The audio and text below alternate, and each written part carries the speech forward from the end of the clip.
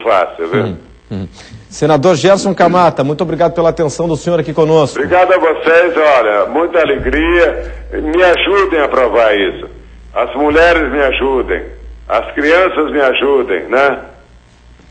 Muito obrigado, bom final de semana para o senhor. Tá? Nós temos alguns elementos importantes aqui, né, na opinião do senador Gerson Camata, que eu gostaria da opinião dos senhores. O senador fala que os pedófilos são irrecuperáveis, tem a questão aí da extração mecânica, né, dos órgãos daquele que é pedófilo, e aí a gente estende também para o abuso sexual de mulheres também. E ele cita que o projeto está tramitando desde 2006 e que se tivesse aprovado, quantas mil crianças já teriam sido salvas, enfim. Bom, de uma forma ampla, professor Sandro Cel, o senhor acredita que o senador Gerson Camata está com a razão ou não? Boa noite. Boa noite. Não, de maneira nenhuma. Acredito que é louvável que se preocupem com essa situação sobre as crianças enquanto vítimas, né, numa sociedade desesperada. Acabam se pensando em soluções desesperadas, mas certamente essa não é uma solução nem juridicamente possível dentro do nosso sistema de direitos, nem viável para aquilo que serve. Acima de tudo, há uma grande indefinição. Quem é o pedófilo? O pedófilo, ele é um sujeito doente, então nós podemos responsabilizá-lo criminalmente, ou ele já deveria ter sido submetido a tratamento através de medidas de segurança? Ou ele é uma pessoa capaz? Se ele é uma pessoa capaz, ele tem que receber uma pena, e a pena, no nosso sistema, ela é medida sobretudo por aquilo que o sujeito fez, e não por aquilo que ele possa vir a fazer de novo. Ok? Então, o que não é uma medida de tratamento, e depois, como ela vem da área da medicina, etc., é um juiz de direito que vai prescrever qual é o tratamento adequado. Se fosse para ter uma castração, parece que então a mecânica faria mais sentido, porque a outra dependeria da adesão do sujeito. Como é que nós vamos ter um sujeito que já não cumpre a lei do dia a dia, aderindo a um tratamento, tomando hormônio diariamente ou mensalmente, etc., como é que ficaria essa situação do acompanhamento? E, para finalizar, se já tivesse esse acompanhamento mensal para aplicar a injeção, será que já tivesse outro tipo de acompanhamento mensal nesse indivíduo, precisaria da castração? Essa é a grande questão, né? Talvez ela seja só algo para se levantar o debate, mas parece que a solução não passa por aí. Bom, e a senhora que coordena o Sentinela, que é um programa que agrega tanto os entes federal, estadual e municipal para a proteção da vítima de abuso sexual, da vítima de violência de uma forma geral. Qual é a sua opinião? Boa noite. Boa noite a todos. O Serviço Sentinela de Florianópolis, nós não temos ainda uma opinião formada sobre a questão da castração química. De uma coisa eu tenho absoluta certeza, né? Entre proteger aquele que abusa sexualmente de uma criança ou proteger a criança, nós vamos proteger a criança, né? Importa a criança. Se a castração química, ela resolve a questão da libido, do desejo, eu discordo um pouco do meu colega aqui, o Sérgio, eu entendo que a pedofilia sim é um transtorno mental, mas não vem ao caso a gente estar discutindo essa questão agora, né? Mas é importante que se diga também a respeito disso que nem toda situação de violência sexual o agressor é pedófilo, né? Porque assim, muitas crianças e adolescentes são abusados por alguém, por um sujeito que pode abusar também de uma mulher, se ela estiver numa situação de vulnerabilidade, pode abusar de um homem. O senador falou sobre isso, pode, né? Exatamente, pode abusar de um animal, de uma senhora, de um idoso.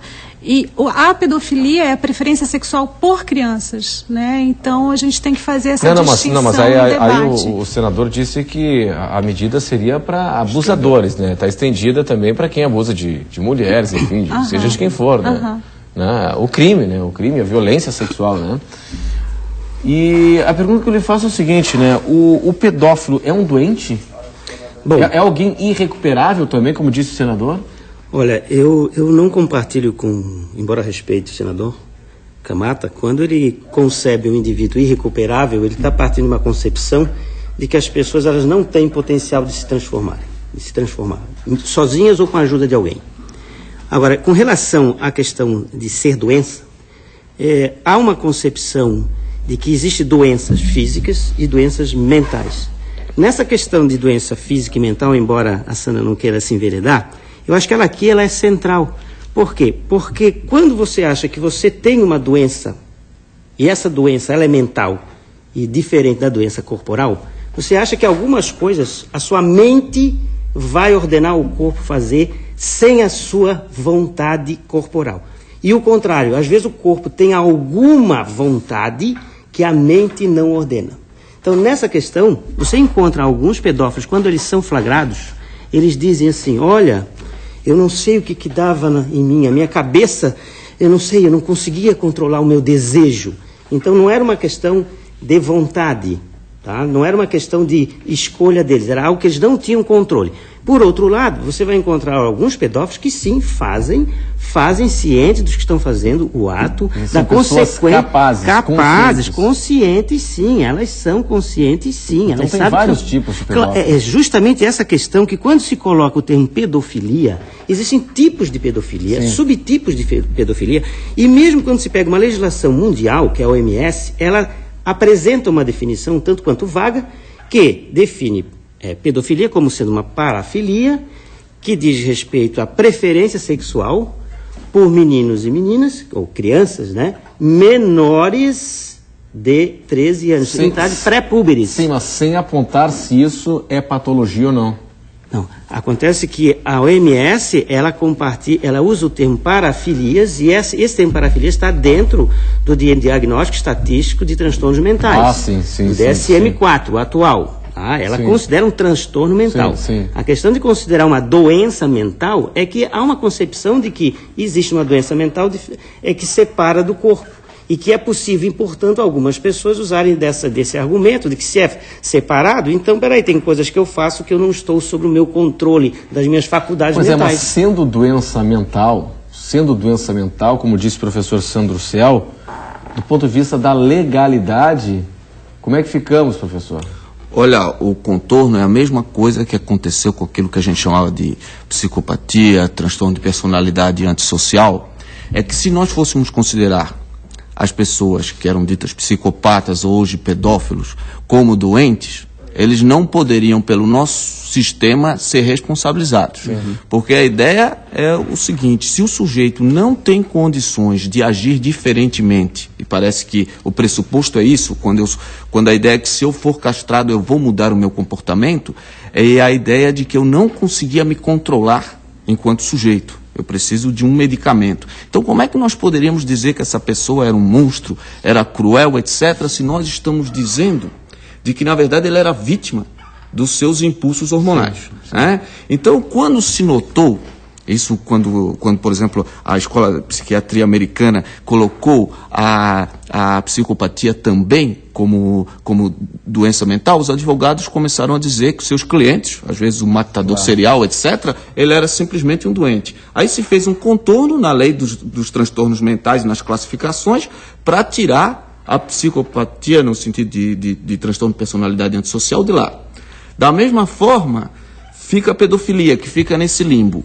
Para, às vezes, as ciências psi, é considerado uma patologia. Sim. Para o direito, não tem sequer definição do que vem a ser pedofilia. Nós temos estupro, nós temos vários tipos de... E aí é caso a caso? É caso a caso, porque para o direito não interessa em si se o sujeito é pedófilo ou não, se ele é classificado ou não. O que interessa é, ele estuprou ou não estuprou? A vítima era criança ou não era criança? É o ato em si, né? É isso. Então, esse critério é mais das outras ciências, da psicologia, etc., que não é utilizado. Seria visto caso a caso, mas seria questão de quem é a vítima, e não se o sujeito é pedófilo ou não. Mas a questão da punição, para você punir aquele que praticou a pedofilia. No caso, um advogado experiente pode alegar que, na verdade, o acusado, o pedófilo, é um doente e, sendo assim, ele precisa de tratamento e não de prisão? Isso é sempre uma possibilidade, porque isso é uma questão de fato. Para a pessoa receber uma pena criminal, tem que se provar que no momento em que ela fez aquilo, ela tinha condições de fazer algo diferente, que ela compreendia o que estava fazendo e que tinha condições de se autodeterminar de uma forma diferente. Mas, se for constatado que a pessoa fez, por exemplo, um estupro, e ela não tinha capacidade